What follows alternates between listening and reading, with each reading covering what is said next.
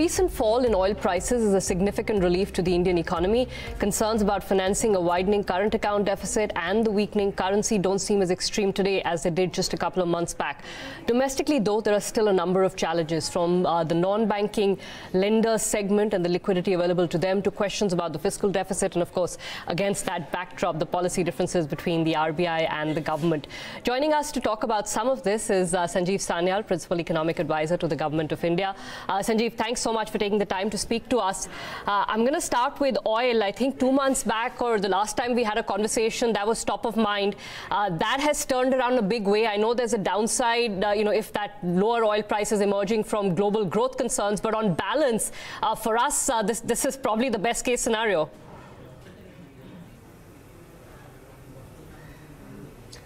Well, there's no doubt that oil prices coming down is good for India because we are a big oil importing country and we remain dependent on imported oil. With, yes, oil prices falling now below 60, certainly it means that an earlier trajectory where if the earlier trajectory had carried on, we were looking at 2.8% of GDP in a current account deficit. The current trajectory looks somewhere more close to about 2.2% of GDP for 2018-19.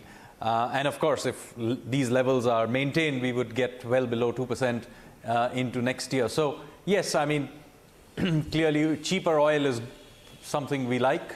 And for every dollar reduction, we save about $850 to $900 million over the course of a year. So yes, I mean, cheaper oil is good for us.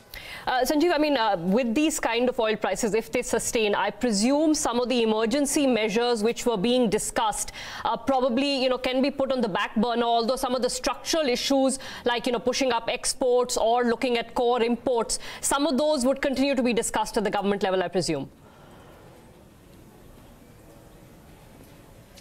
Yes, I mean, the long-term issues of being export competitive, expanding our exports, as well as reducing dependence on imported energy are things we always look at. But yes, the immediate pressure of spiraling oil prices does come off from this. So yes, it's something that is helpful, no doubt. All right, Sanjeev, one pressure abates and the conversation about another one picks up. I think as we're getting closer, to the end of the year, more and more people are worrying about the fiscal deficit, particularly on account, of the GST numbers, which have been a little bit lower than expectations, but also things like disinvestment, which have not been that strong this year. So the concern is that the 3.3% number just does not look achievable at this stage. I think with the exception of Air India, I think on the whole disinvestment has been quite strong. If you look at the fair amount of disinvestment we have been doing continuously in various forms. So I think with the one exception of Air India, which I admit has not happened, I think on most other things we are doing reasonably well. For example, customs duties should be significantly better because the rupee depreciated. We've seen direct taxes actually do quite strongly. And even in GST, I mean, sure, we are in the second half of the year and we should see things picking up. Okay, so you don't fear perhaps that in the second half of the year capital spending may need to be trimmed a little bit, because I think that's the conversation doing the rounds, that if required, capital spending would take the hit, which perhaps we don't want it in this upcycle of the economy.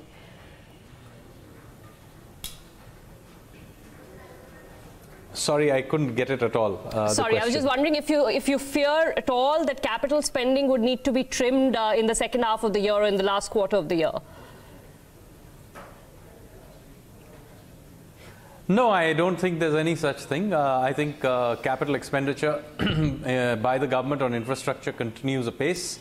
A lot of major projects are indeed getting completed. And those that are ongoing will have no funding problem at all. So we do expect capital expenditure to be strong. And in fact, we are also seeing capital expenditure come back in many private sector areas where capacities that had been underutilized for a long, long time are now finally getting used up, and you are seeing capital expenditure coming back. In fact, one of the things that is happening is that banking credit, which had been subdued for a long time, the latest numbers suggest over 14% year-on-year growth in bank credit. So you are seeing a revival in bank credit as well. Absolutely, Sanjeev, and that allows me to segue into the other question. With 14% bank credit growth, above nominal GDP growth, why this clamor from the government to ease restrictions on banks, which are still weak? I know some of them are coming close to the threshold levels, which may happen by the end of the financial year. But shouldn't the government just permit that cleanup to go as expected, rather than try and curtail it in the middle? I think this is something that the Banking and Financial Services Secretary had also said. We do need to have a plan about getting the PCA banks up and running again and expanding credit. One part of it is that if banks that are in a position are in a better position now than they were and are in a position to expand, they should be encouraged, because that is one of the ways in which they grow out of their current situation. So we are not obviously saying that all cautions should be thrown into the wind, but we do need to have a clear plan about exit. Also remember that we are also concerned that many of the NBFCs will see a much slower credit growth than in recent past. So there are two issues that we both need to look at. Especially in the context that small to medium enterprises particularly continue to suffer from credit crunch. So we do need some part of the banking system to expand.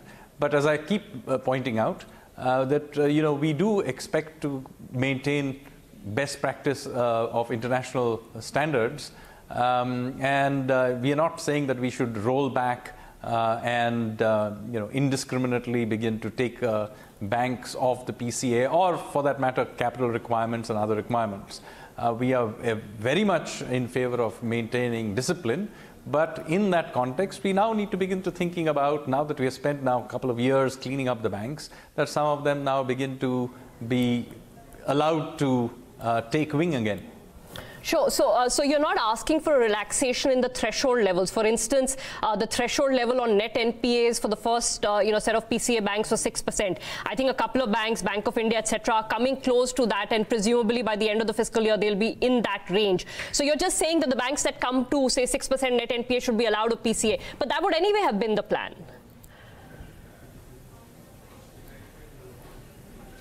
Look, I mean, we keep reviewing the situation, and the basic point being made is that, look, if there are institutions that have been under PCA for a while and look like they are capable, now it's a matter of judgment here to some extent. It's not just a matter of applying mechanical rules. If it appears that some of these institutions are capable of coming out, they should be allowed to. After all, we don't want to have large parts of our banking system permanently under PCA. So surely we need to have an exit plan, and all we are saying is that we now need to begin to think seriously about this part of the cycle as well. Sure. That is all. Sanjeev, we've got some relief from the RBI on the Basel III norms, just in terms of a deferment of the capital conservation buffer, or the last tranche of the capital conservation buffer. So after that, there were these numbers doing the rounds of 3.6 lakh crore lending capacity. I know the math behind that you save about 36,000 crore on capital, and hence can potentially have that kind of lending. But a lot of these banks have not even reached the requirement with a reduced capital conservation buffer. So they still have to get to the regulatory minimum before lending capital gets freed up, no? Yeah, I mean, so those who have got to reach the basic level still need to reach that basic level. And by the way, in certain cases where the government is going to do recapitalization, we will continue to do it to enable these banks to reach their regulatory requirements. The question is whether you want to build the extra buffer during these times, or is it something that should be done a little later in a different time when you have the space for creating these buffers. After all, a buffer is precisely that, that you build it out during a particularly during the particularly good times so that you use it up in the not so good times. It's supposed to be anti-cyclical, not pro-cyclical. No, true. So at this level, I mean, with this capital conservation buffer being pushed back by a year, is there agreement at least on this issue between the government and the RBI? Or are we still looking for that 9% Basel norm to be brought down to 8, which I know is sort of the internationally accepted norm by most countries? Is that demand on the table? I think the statement which the RBI put out after the board meeting clearly mentions what our position is, and that remains the case. Okay. On NBFC, Sanjeev, what is your assessment? I'm sure the government is constantly keeping a check on things. Just simple question of what is your assessment of the market, the refinancing, the rollovers, etc., that NBFCs are seeing? There is no doubt that till a few weeks ago that many of the NBFCs are facing problems in the credit markets. There were problems with rollovers. Many of their yields had spiked up in at least a few cases. They had spiked up very sharply, and this was a concern. But I think in the last 10 days or so, credit markets are functioning, and you've seen yields come back very, very substantially. Of course, helped by the fact that generally yields have come off even for the sovereign. Worldwide that tension has also reduced on yields. But I think you'll see even the margins have come down quite a lot. So basically what's happened is that you now have a credit market that is rolling over, but we watch it very, very carefully to make sure that it remains orderly, and that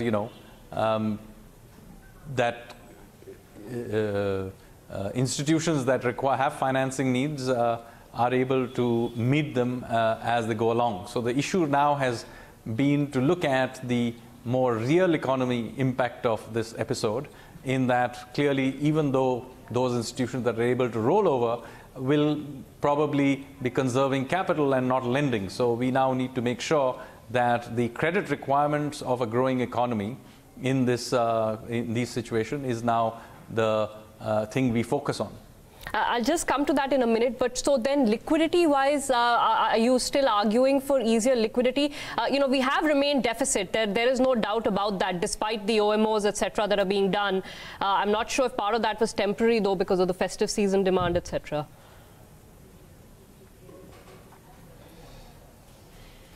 So yes, I mean, we have made that point for quite some time, that more liquidity is required. How that is provided obviously is the Reserve Bank's prerogative, but there has been, if you look at the LAF and other indicators, that liquidity remains tight. Even M3 is growing at some 10% or thereabouts. So although reserve money has grown somewhat faster, you'll see that the multiplier process is quite subdued. So I would argue that liquidity in general remains tight. Credit conditions, particularly for MSMEs, remain tight. For certain parts of the real estate sector, they are tight. So, and given that inflation is not an issue, as far as we can tell, there is now, with oil prices as well coming off, food prices having gone down, so the non-core part of it has also come off very strongly. I think there is no real inflation in the system. I think there is a case for keeping liquidity easy. Okay. Sanjeev, what is your assessment of what the problem on the SME side is? Twofold question. Firstly, what would you seek from the RBI in terms of relaxations? Is it forbearance for restructuring of SME loans, one-time settlements, or something other than that? And two, I really want to understand where the concern on SME is coming from, because, on the stated data, one doesn't see anything in terms of incremental stress on SMEs. And I know that SME data isn't entirely reliable, but, what's your understanding of the problem and the solution? So I'm not in a position to comment on exactly what the discussion is with the RBI. That you will have to take it up with the DFS secretary. But as a general principle, I would say the issues are, there are various issues. First of all is that the channels of credit to the SME sector, first because of the banking sector slowing down credit, and now more recently with the NBFC sector. So there is a channel issue. But even more perhaps problematic has been the fact that credit, when it does reach, is very, very expensive. So in the last several years, you've seen structural inflation decline for 8 to 10% range to now for the 4% range. In fact, sometime right now running even lower. So when you have reduced structural inflation by 600, 700 basis points, then you have to think about the fact of what happened to the lending rate. But on the other hand, SMEs are still borrowing at between 10 and 12%. Now, if you're borrowing at 12% and pricing power in the system is growing only at 4%, that is a 800 basis point real interest rate. So we have to understand that at 800 basis point real interest rate is very, very expensive for anybody. And so this is an issue that we now need to, as a country, not just the central bank or the MOF, but as a country, we need to think about the cost of capital, because in the end, the cost of capital does feed through to not just competitiveness of our manufacturing, but also to the sustainability and stress of the system. Conventional economists tend to only look at the demand impact of interest rates, whereas interest rates also have a supply side impact, they have a risk impact on the financial system. So all of these are issues we need to think about. So making cheaper capital available where it is needed for the SME sector is an absolutely critical thing that we need to think about. And while this sector has in some ways paid the price for structural lowering of interest rates, of inflation rates, we also need to give them support during having carried out this massive inflationary adjustment. We now need to think about how to make sure that they are given the benefit, or the economy more generally is given the benefit of the fact that we now have lowered structural inflation. So we need to bring down interest rates to align with this new level of inflation. Tough to do that specifically for SMEs, though. I totally take your point on real rates being high. This is not something we need to do tomorrow morning. Yeah, I know. But this is something we need to take into account in the medium term. Yeah. Yeah, no, exactly what I was saying, that, this is something that gets resolved through more institutions providing credit to SMEs, SMEs becoming, slightly better credit, for banks. So I'm not sure this can be resolved through, say, a forbearance. Let me ask you for a view on whether you think a forbearance for SME restructuring would be advisable.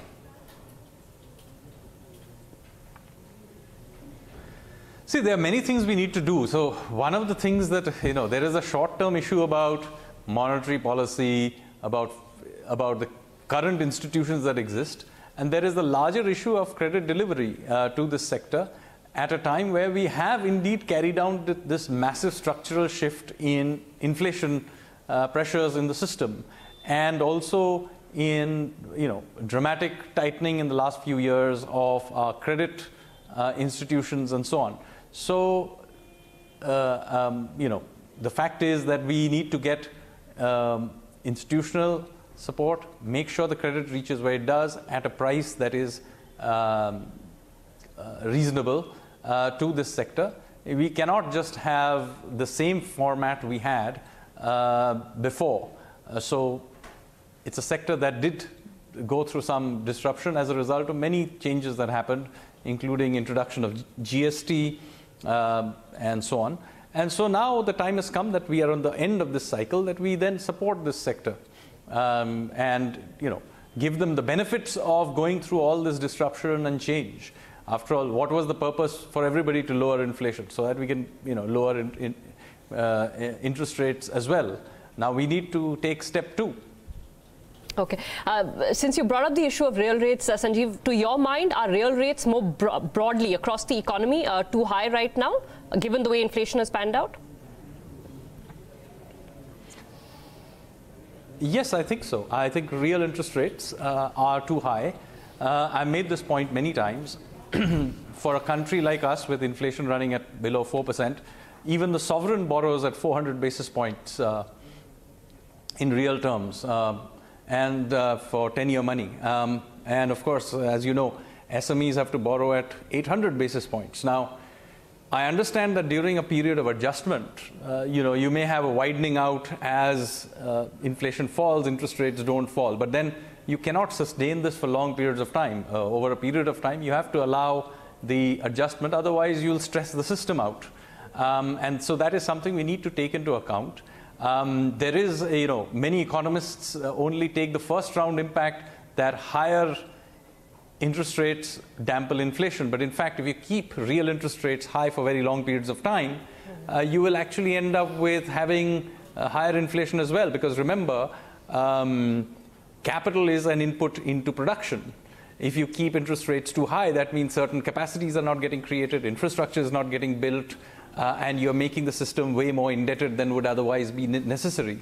So we have to think about the second order supply side in longer term implications of expensive credit, especially since we have done the painful bit of lowering inflation. So therefore, we now need to think about whether or not we want to keep real interest rates at these levels for long periods of time. Now, I understand cyclically you may have to, you have to nuance it in order to keep inflation under check. But as I said, right now, I think inflation too is under check. True. Words, Sanjeev, on one aspect of this low inflation, which is food prices. More and more, it's seeming like there is something changing in the food economy, which perhaps is not even fully understood right now. This excessively low food inflation will have a bearing, perhaps, on stress in at least in the agricultural part of the rural economy. Is the government sort of stepping up the procurements at MSPs, which it announced, because it's not showing up in the price levels yet? So in the end, we have to think more widely about various things. One is that we tend to think of agriculture and food prices as something non-core, and again keep it outside of the discussion because we tend to think of food prices as something that spikes up and down because of some sort of a shock. But we have to also think about the structural issues here, and I think here's the issue is this, that we have a sector that we expect to grow at 3% plus. At least that's what we aspire to do. But remember, many of its products do not have demand of 3% because population is now growing at 1% or thereabouts. So demand for its products do not grow at the same rate. So there is a structural problem here in that we cannot grow agriculture in the way we are doing it today. With its emphasis on basically producing more and more calories, and have to shift away from this 1960s view of agriculture to one where we have to begin to think about what this sector produces. And this requires a wider debate about incentive structures, etc. I mean, do we encourage movement towards more cash crops, or do we look at exports? If so, what? Do we look at more production of proteins? Think about climate change and perhaps change the mix of crops for sustainability perspective. There are a whole gamut of issues, but I think we at some point have to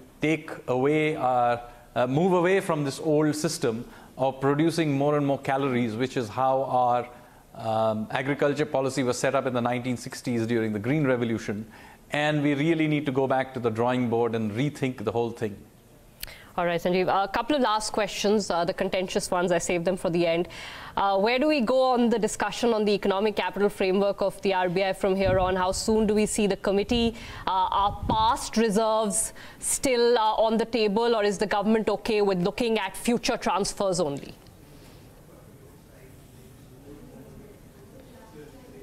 I think a new committee will look into the matter.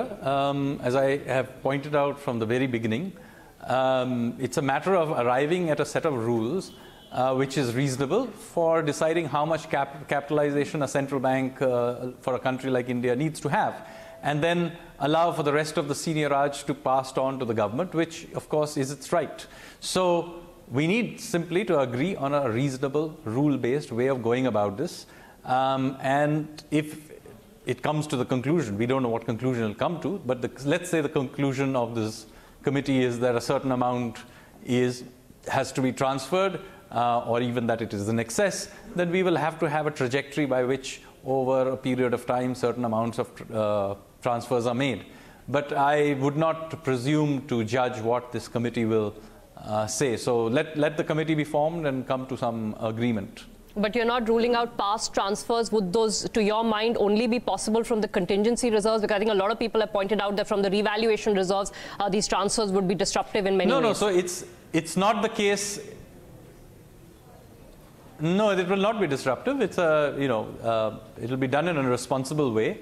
And, if for whatever reason, supposing there is amounts that has to be given, it will be staged over several years. But, as I said, I don't even know whether such a situation will arise because I don't know what the formula is. Okay, but you do think that money can be transferred from the revaluation reserves if required? Because I think everybody's pointed out then you have to sell those securities to be able to realize those notional gains. No, so as I said, I cannot presume to know what this committee will decide is a reasonable level. Theoretically, Sanjeev, and I'm just asking theoretically because everyone's sort of wondering how... It doesn't have to be the case that the next day you have to transfer everything. Theoretically, Sanjeev. I think there's way too much misinformed debate going on about it. It's about arriving at a rules-based approach to go about it.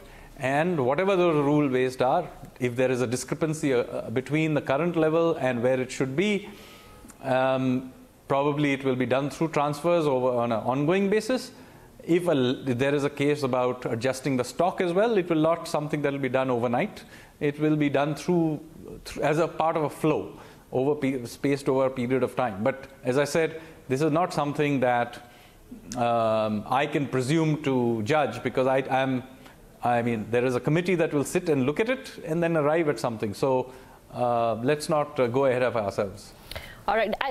This issue of committees, not this committee, Sanjeev, but this governance of the Reserve Bank and the central board, more committees being sought by the government of the central board as part of a governance reform, if you want to call it that, of the RBI. Where is that coming from, Sanjeev? What is the objective of it? I think in this particular, I'm not quite sure what you're talking about, but I think the RBI and the government basically have to decide on a few issues, particularly this issue about capital requirements of the central bank. And so they'll sit down together and thrash it out. Sanjeev, I meant the other, they're talking about some governance.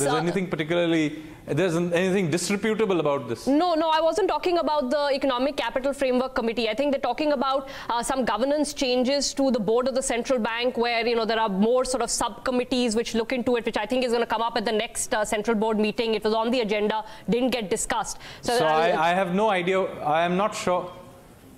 So I have no idea where what exactly you're referring to. So I can't respond to it. I don't think there's any attempt of using some panel to run the central bank. I think there was a report some time ago, which perhaps your channel or somebody came up with. I think it is entirely misinformed.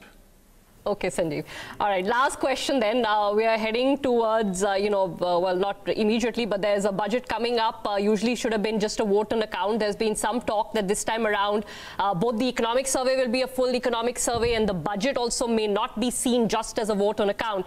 Is that the thinking? I'm not in a position to comment on this, sorry. All right, Sanjeev.